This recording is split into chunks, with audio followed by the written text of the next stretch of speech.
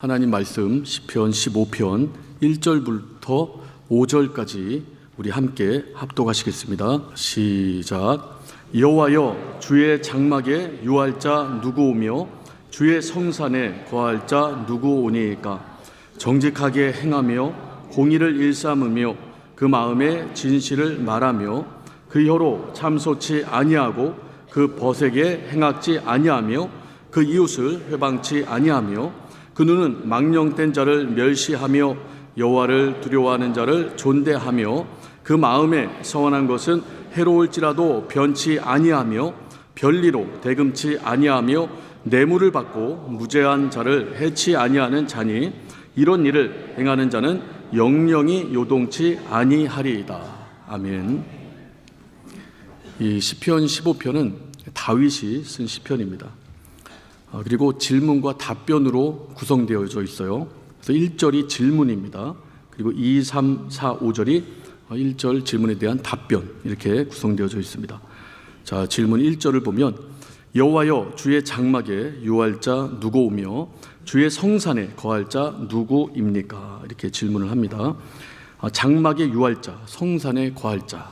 그러니까 장막과 성산을 말하는데 장막은 성막을 의미하고요, 성산은 거룩한 산, 시온산을 의미합니다. 이 장막과 성산은요, 공통점이 있고 또 차이점이 있습니다. 공통점은 장막이든 성산이든 하나님이 임재하는 곳이에요. 하나님의 은혜가 임하는 곳입니다. 그리고 하나님과 온전히 사귈 수 있는 그런 장소가 되는 거죠. 근데 약간의 차이가 있는데 이 장막에 유할 자 이렇게 기록하고 있는데요, 이 유하다는 단어가 히브리어로 구루라는 단어입니다. 이 뜻이 잠시 머물다, 일시적으로 거주하다, 이런 뜻이에요.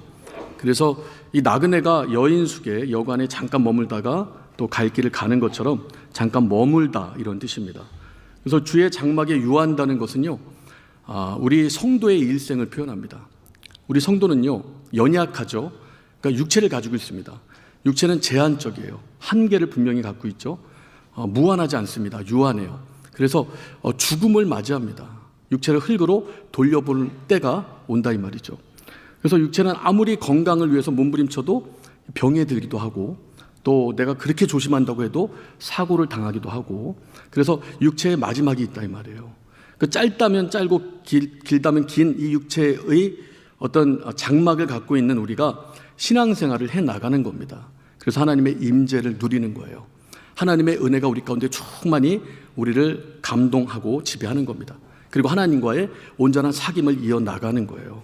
그러다가 우리 성도의 가장 큰 소망이 뭐죠? 우리 성도의 가장 큰 소망, 영원한 천국. 이 땅에서 하나님의 나라를 누리다가 이제 영원한 천국, 아버지 집, 우리 주 예수께서 예비하신 처소로 가는 거죠.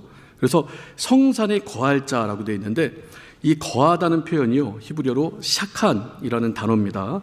이것이 영구히 머무르다, 그리고 완전한 정착을 의미합니다. 그래서 성도의 일생이 뭡니까? 하나님의 은혜를 누리며 임재를 누리며 이제 하나님께서 주신 수명을 살아가는 거예요. 그리고 주님 부르실 때 영원한 천국을 우리가 맞이하는 겁니다. 이것이 성도의 일생이고 우리 순례의 여정이에요. 근데 그 질문이 뭔가?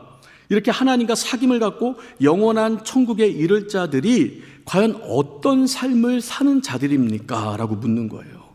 어떤 성품의 특징을 가지고 있는 사람이, 또 어떤 삶의 방식의 특징을 가지고 있는 사람이 이 주님 마음에 합한 자입니까? 그래서 여러 가지 특징을 한 10가지 정도를 이렇게 나열을 합니다. 자, 우리 2절을 보니까요, 같이 한번 읽겠습니다. 시작. 정직하게 행하며 공의를 일삼으며 그 마음에 진실을 말하며. 예. 그래서 의, 우리 주 예수로 말미암은 의, 그리고 그 의에 말미암아서 그 마음의 진실이 싹트는 사람, 그리고 정직이 이 생활로, 삶으로 이어지는 사람, 이 사람이 바로 주의 장막에 유할 자고 성산에 거할 자다. 다시 말하면 하나님과 이 땅에서 사귈 자고 천국에 갈 수 있다라고 분명히 말을 하는 겁니다. 여러분, 우리는 의를 만들어낼 수 없죠. 우린 노력으로는 절대 의롭게 되지 못합니다. 아무리 고행을 하고 수행을 해도 안 되죠. 그래서 우리는 예수 그리스도가 필요한 거예요. 예수 그리스도를 믿을 때 우리가 의롭다 함을 받습니다. 그것이 칭의예요. 여러분, 칭의를 받은 사람들이 비로소 성화를 이루며 살아가는 겁니다. 예수로 말미암아 의롭게 된 자들이 이제 삶이 변화되는 거예요. 조금씩 그 칭의를 얻을 때 완전한 성화를 이루진 못해요. 그런 사람이 있을 수 있을까 궁금한데 하여튼 성화를 이루어가는 겁니다. 다시 말하면 예수님을 계속 닮아가는 거예요. 여러분, 그때 우리가 성화를 이루어갈 때 우리 마음에서 싹트는 첫 번째 성품이 진실입니다. 그러니까 사람이 진실해져요. 그러니까 우리가 예수를 믿기 전에는 거짓의 아비 마귀에게 속해 있었거든요. 그래서 우리가 거짓, 위선, 외식, 그러니까 진실의 반대말이 찾아보니까 거짓이고 위선이더라고요. 그러니까 위선적이고 거짓에 가득한 삶을 살다가 예수를 만나고 의롭다함을 받아 성화를 이루어가는 과정 가운데 우리가 진실해지는 거예요. 여러분, 사람이 예수를 믿으면. 그리고 정직으로 여러분 그 삶의 양식이 이렇게 잡히게 됩니다. 그러니까 진실과 정직 비슷한 단어인데, 진실은 내면의 마음을 뜻한답니다. 그리고 정직은 이 진실한 내면이 밖으로 흘러나오는 삶의 양식 자체가 정직으로 바뀌는 삶을 말하는 거라고 그러더라고요. 그래서 진실해지고 정직해져요. 예수를 온전히 만난 사람들.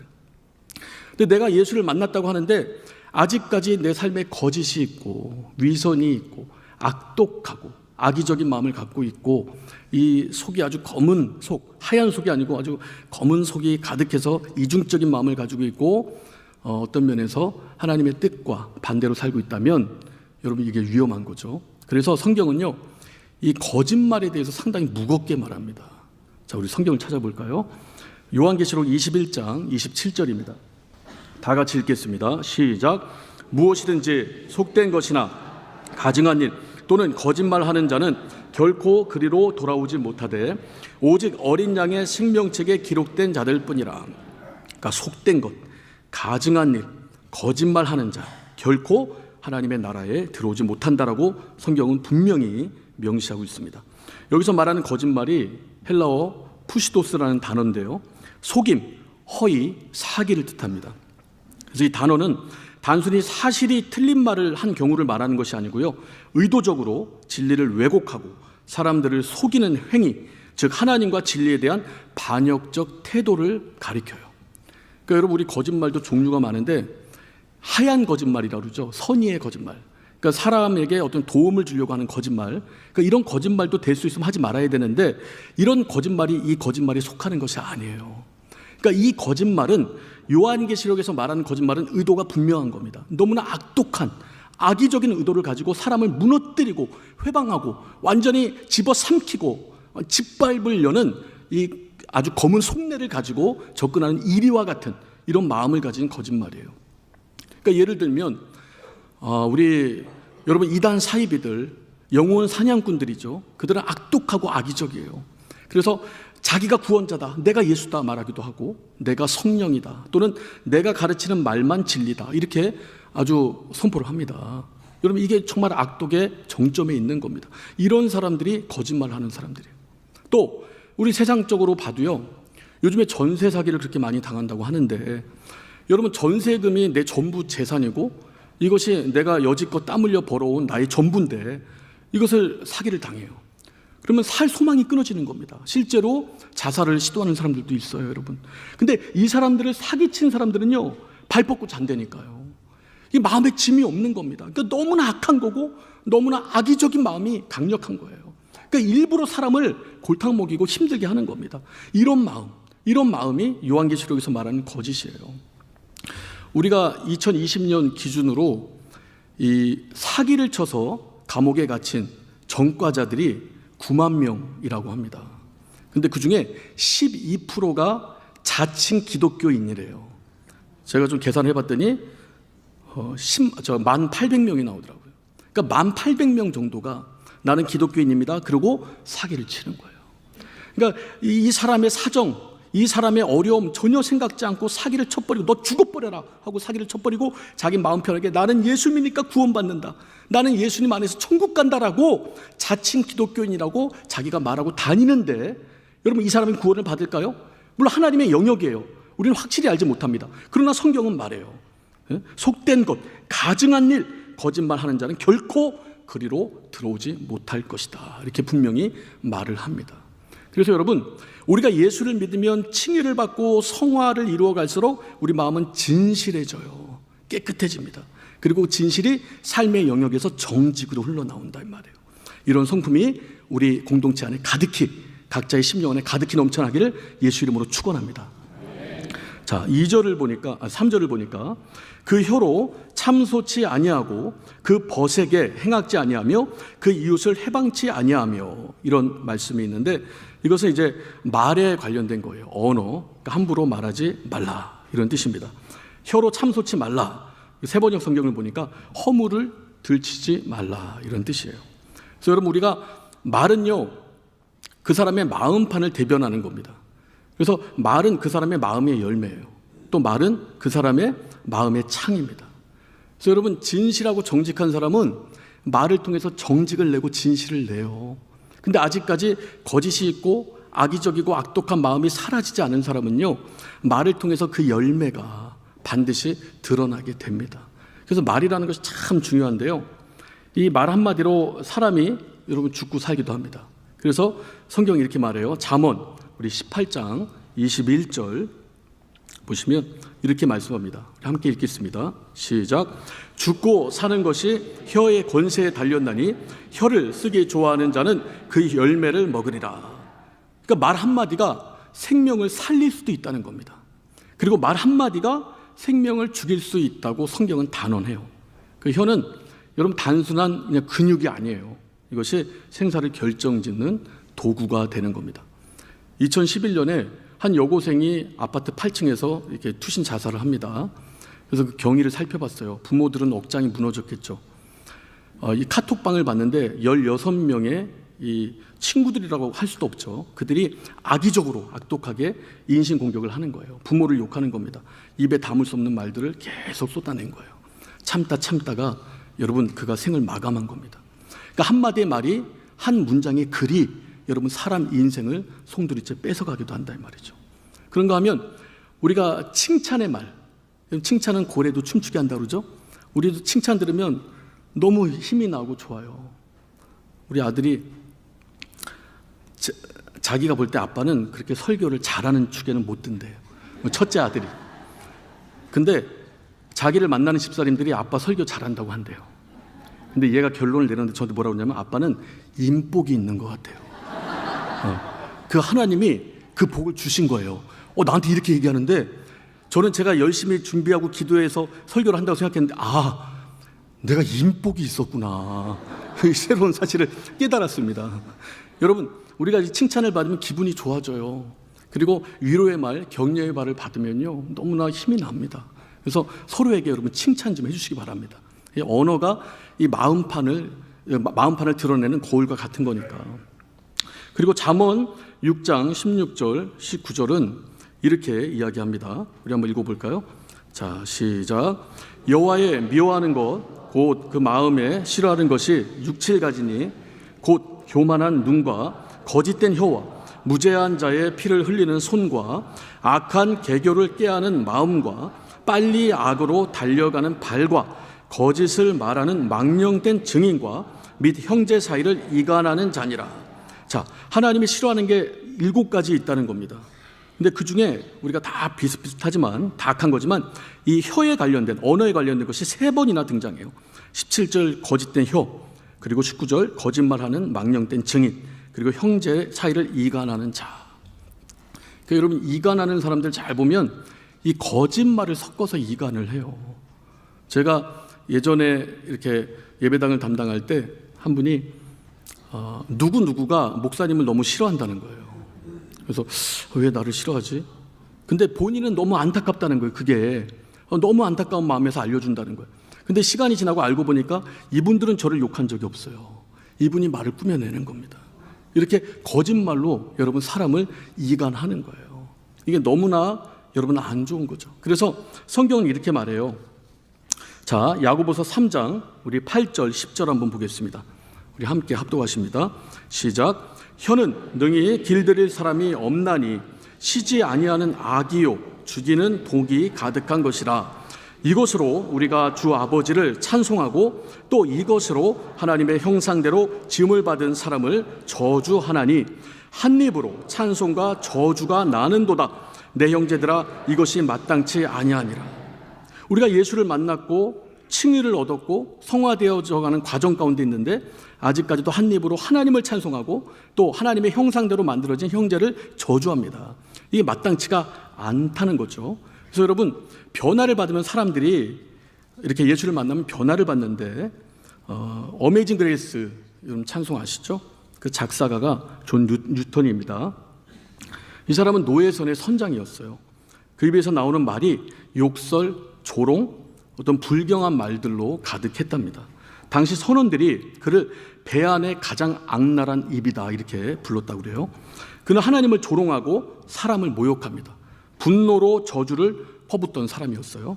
그런데 어느 날 그의 인생을 송두리째 바꾸는 결정적 계기가 마련이 되는데 1748년 3월 21일에 이제 북대서양 한가운데서 그가 타고 있던 배가 큰 폭풍을 만나게 됩니다. 배가 거의 침몰 직전이었어요. 그리고 동료 선원들이 파도에 휩쓸려 죽어갑니다. 그때 뉴턴은 절망 속에서 생전 처음으로 하나님께 기도를 해요. 하나님, 제발 나를 불쌍히 여겨주시고 살려주세요. 이렇게 기도를 합니다. 그 순간 자신이 지금까지 하나님을 모독하고 살아왔던 죄인이었구나 이걸 깨달아요. 그리고 철저하게 회개를 합니다. 그날 밤에 이 기적같이 폭풍이 잦아들었어요. 그리고 배는 침몰하지 않았습니다. 그는 나중에 그날을 내가 하나님의 은혜를 처음 경험한 날이다라고 기록을 했다고 그래요. 이때부터 그의 삶이 완전히 달라집니다. 그러니까 이분이 고백하는 거예요. 나는 한때 저주와 욕설을 달고 살았지만 이제 내 입은 은혜를 증거하는 도구가 되었다. 이렇게 여러분, 예수를 만나면 마음판이 바뀝니다. 진실하고 정직하게. 그리고 그 마음판이 입술의 열매로 나오는 거예요. 정직한 언어, 사람들을 살리는 언어, 생명의 언어, 이런 언어들이 입술을 통하여 증거되게 됩니다. 이런 입술의 언어들, 마음판이 바뀐 입술의 언어를 갖고 있는 이 사람들이 여러분 이 땅에서 하나님과 사귀게 되고 결국 천국에 간다는 거예요. 자, 우리 4절을 보면 그 눈은 망령된 자를 멸시하며 여호와를 두려워하는 자를 존대하며 그 마음에 서운한 것은 해로울지라도 변치 아니하며. 그러니까 망령된 자라는 표현이 나옵니다. 이 망령된 자가 히브리어로 마스라는 단어입니다. 뜻이 하나님을 무시하고 의역을 한 거예요. 직역은 아니고요. 자기 마음대로 사는 자를 의미합니다. 죄를 죄로 여기지 않고요. 하나님보다 세상의 쾌락과 자기 유익과 이익만을 쫓아 살아가는 그런 사람들을 의미합니다. 그러니까 누가복음 18장에 등장하는 그 불의한 재판관 같이 하나님을 전혀 두려워하지 않는 거예요. 그 사람을 무시하는 겁니다. 이런 사람들을 의미하는데요. 이런 사람들을 멸시하라는 겁니다. 이 멸시하라는 게 미워하거나 적대시하라는 말이 아니에요. 이 뜻이 그들의 삶의 방식과 가치관을 거부하라는 겁니다. 세상의 불경건한 방식에 동조하지 말라는 뜻이에요. 우린 여러분 세상을 등지고 살 수 없어요. 이런 사람들과의 만남을 다 끊어낼 수가 없습니다. 그 대신에 이런 사람들에게서 흘러들어오는 죄를 유입하지 말라는 거예요. 흡수하지 말라는 겁니다. 그 대신 주님께서 우리 세상에게 보낸 목적이 분명하죠. 나는 너희를 양을 이리 가운데로 보내는 것이다. 너희는 세상의 빛이 되어라, 소금이 되어라. 밝히고 썩어져가는 세상의 소금이 되어라 분명히 말씀했습니다. 그래서 이런 사람들과 사귀되 죄가 유입되는 건 단단히 막고 우리의 것, 생명의 것을 흘려보내는 거예요. 빛을, 그리고 세상에 썩지 않도록 소금된 우리 참된 그리스도인의 삶을 우리가 보여주는 겁니다. 편지가 되는 거죠. 그리스도의 편지.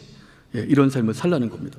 자, 그리고 여호와를 두려워하는 자를 존대하며, 이 말은 하나님을 사랑하고 존귀 여기는 자, 그들과 함께하고 여러분 그들에게서 어떤 면에서 신앙을 본받으라는 거예요.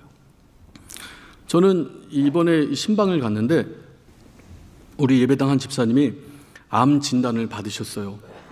그 병원에 입원했습니다. 그래서 얼마나 마음이 아프실까, 근심이 크실까, 얼굴이 많이 이렇게 좀 굳어 있겠지, 이런 마음을 가지고 갔습니다. 근데 이분이 밝게 나오시는 거예요. 휴게실에서 만났는데 제 손을 딱 잡으시더니 하나님이 나를 얼마나 쓰시려고, 크게 쓰시려고 이런 걸 허락하셨대요. 이렇게 말씀하시는 거예요. 여자 성도님인데.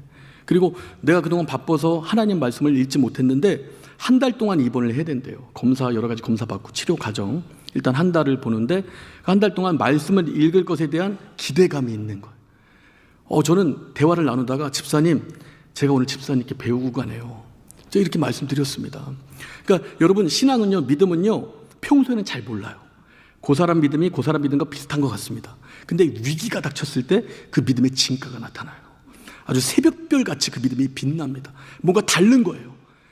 보통 사람들이 할 법한 말을 하지 않고 보통 사람들이 할 법한 어떤 지을 법한 표정을 짓지 않습니다. 하나님이 만져주시는 말을 하고 하나님이 만져주시는 표정을 갖고 있다 이 말이에요. 배운다 이 말이죠. 저도 많이 배워요. 이런 사람과 함께 하라는 거예요. 그리고 그 마음에 서원한 것은 해로울지라도 변치 아니하며, 그러니까 약속한 거 다 지키라는 거죠. 우리가 여러분 약속을 왜 못 지키냐면 약속을 지키게 될 때 내가 손해보는 것이 생기게 돼요. 그러니까 내 유익과 내 이익. 그러니까 여러분 약속을 안 지키는 분들 여러분 주변에 있습니까? 그분들의 특징이 뭐냐면 자기 유익과 자기 이익만을 생각하는 거예요. 그러니까 조금도 손해보기 싫은 겁니다. 성경의 말씀대로 하면 해로울지라도 약속을 지키라 했는데 해로움을 당하기 싫은 거예요. 그러니까 어떻게든 내 유익과 내 이익만을 보는 거예요, 여러분. 그러니까 이런 분들은 하나님과의 약속도 지키지 않습니다. 그러니까 신용이 좋은 사람, 신의가 좋은 사람이 신앙도 좋은 거예요. 사랑과의 약속을 잘 지켜내는 분들이 하나님과의 약속도 결국 실천해내는 겁니다. 그러니까 이렇게 이런 분들이 결국 이 1절 그 질문에 해당되는 거예요. 이 성산의 장막에 유할 수 있고 또 성산에 거할 수 있다는 거예요.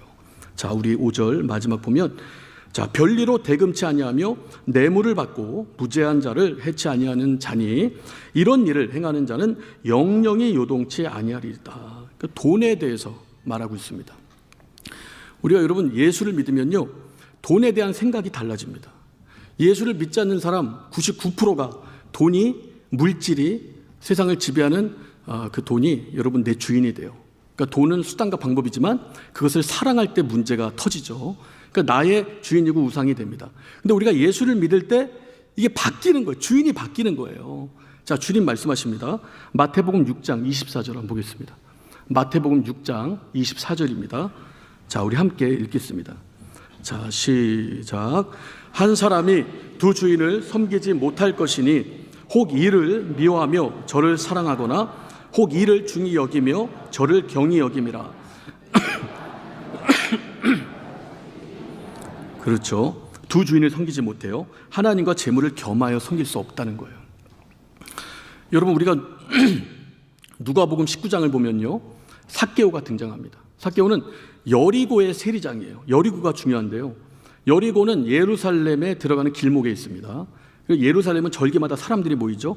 그러니까 여리고로 사람들이 계속 드나드는 거예요. 그러니까 사람들이 모이는 곳입니다. 여러분, 사람들이 모이는 곳엔 돈이 모여요. 그러니까 돈이 엄청나게 많은 도시가 여리고였어요. 그 여리고 세리를 관장하는 세리장이에요. 그러니까 돈이 얼마나 많을까요? 그리고 이 사람은 상당히 결핍된 사람이에요. 키도 작고요. 돈이 아니면 내가 내세울 것이 없다라고 여기는 사람입니다. 그러니까 끌어모을 수 있는 대로 끌어모으는 거예요. 착취하고 탈취하고 토색하고 여러 가지 것. 그래서 돈으로 자기 자존감을 세운 사람이에요. 근데 결핍이 있어요.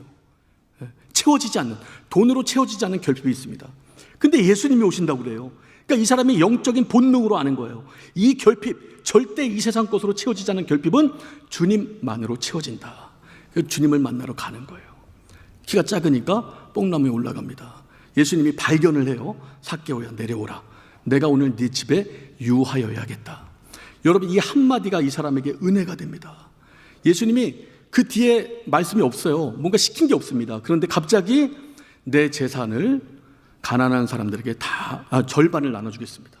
그리고 나머지 절반은 토색하고 탈취한 거 다 4배나 갚아내겠습니다. 여러분, 토색하고 탈취하지 않으면 세리는 먹을 방법이 없어요. 로마가 징수한 세금이 어마어마했거든요. 그러니까 로마에게 주고 남은 것이 자기의 삶이 되고 자기 것이 되는데 더 부를 채우려면 토색과 탈취는 기본입니다. 옵션이에요. 근데 여러분, 그것을 다 나눠주겠다는 거예요. 자기 재산 전체를 나눠주겠다는 것과 마찬가지입니다. 그 주인이 바뀌어버리는 거예요. 여러분, 예수님을 만나면 주인이 바뀝니다. 돈에 대한 욕심, 돈을 사랑하는 마음은 그냥 수단과 방법이에요. 돈이 없으면 불편하죠. 그 돈을 사용하는 수단과 방법이지 그것을 사랑하는 마음은 이제 예수 안에서 사라지는 거예요. 하나님을 사랑하게 됩니다. 여러분 여기 5절을 보면 별리로 대금치 아니하며, 이 말이 돈을 빌려주고 과도한 이자를 부과하지 말라는 거예요. 여러분 이자를 감수하면서까지 돈을 빌리는 사람은 부유한 사람이 아닙니다. 그러니까 오늘 먹을 게 없는 사람이에요. 그래서 이 돈을 빌리면 과도한 이자가 부과되는 걸 알아요. 그럼에도 불구하고 이런 약점을 감수하더라도 돈을 빌리는 겁니다. 그러면 이제 막 먹고 살아야 되는 것이 이제 막 해결된 사람인데 아주 과도하게 막 달러 이자 막 이렇게 막 부과시키는 거예요. 너는 죽어라. 먹고 죽던 난 상관없고 넌 하여튼 내가 빌려준 거 이자까지 다 갚아라. 이런 악독한 마음 갖지 말라는 겁니다. 여러분 예수 믿으면 이런 악독함이 있을 수가 없어요. 예수 믿고 이렇게 악독하게 사는 것 자체가 여러분 이상한 겁니다. 여러분 유튜버 중에 기독 유튜버, 아주 믿음이 좋은 젊은 사람이에요. 하준파파라는 유튜버가 있습니다. 이 아들이, 첫째 아들이 하준이고요, 둘째 아들이 이준이에요. 근데 이준이가 2살 무렵에 희귀병으로 죽어요. 그래서 이 하준파파라는 유튜버가 상당한 고통을 겪고 아픔을 겪는데, 그러나 그 죽음에 따른 이적도 있었어요. 하나님이 일하신 현장도 봤습니다. 근데 이 유튜버니까 이게 많이 세상에 알려지죠. 이 이준이의 죽음을 기리기 위해서 한 화가가요, 2천만 원 상당, 그러니까 이 화가가 좀 유명한 화가인가 봐요.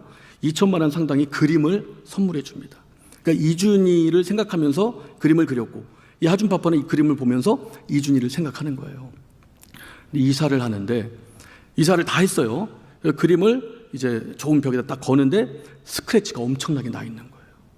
그러니까 이삿짐 센터에서 잘못한 거죠. 전화를 겁니다.